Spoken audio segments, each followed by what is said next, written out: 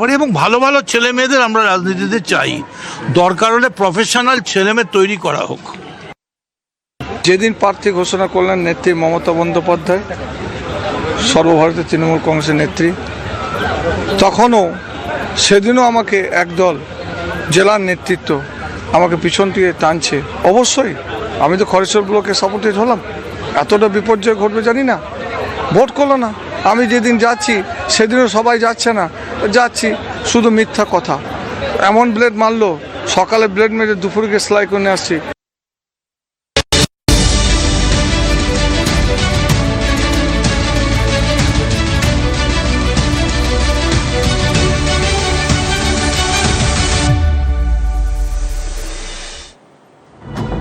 মমতা বন্দ্যোপাধ্যায় বাড়ির রাস্তা থেকে সরল গার্ডরেল, এখন থেকে বিনা বাধায় গাড়ি চলতে পারবে হরিশ চ্যাটার্জি স্ট্রিটে। বিদায়ী মুখ্যমন্ত্রীর বাড়িতে ঢোকার মুখে ছিল গার্ডরেল।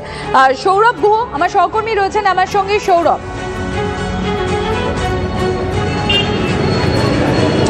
দেখো, এই সেই হরিশ চ্যাটার্জি স্ট্রিট, যা সদ্য প্রাক্তন মুখ্যমন্ত্রী মমতা বন্দ্যোপাধ্যায়ের বাড়ির গলি।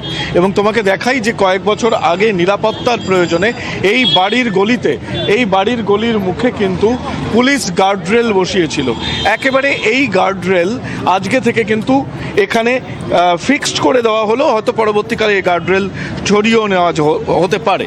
গলির মুখে এই যে একটি চ্যানেলও এখানে করা হয়েছে, আমি আমার চিত্র সাংবাদিক তুষার ঘটককে বলবো, এই যে চ্যানেল, এই চ্যানেল করা হয়েছিল, যে চ্যানেলটির সাহায্যে এই গার্ডরেল ব্যবহার করত এখানে কর্তব্যরত পুলিশ এবং নিরাপত্তার দায়িত্বে থাকা যারা আধিকারিকরা থাকতেন। কিন্তু আপাতত এই গার্ডরেলটাকে সরিয়ে দেওয়া হয়েছে এবং এর ফলে যেটা হলো যে এখন যে কোনো গাড়ি চলাচল করতে পারবে। আপাতত নিরাপত্তা বলয়ে মুখ্যমন্ত্রী, সদ্য প্রাক্তন মুখ্যমন্ত্রী মমতা বন্দ্যোপাধ্যায়ের নিরাপত্তা বলয়ে একটা গুরুত্বপূর্ণ পরিবর্তন। এর পরবর্তী পদক্ষেপ হিসেবে নজর থাকবে আমাদের। সৌরভ, আপাতত তোমাকে ধন্যবাদ। Join Indian Institute of Hotel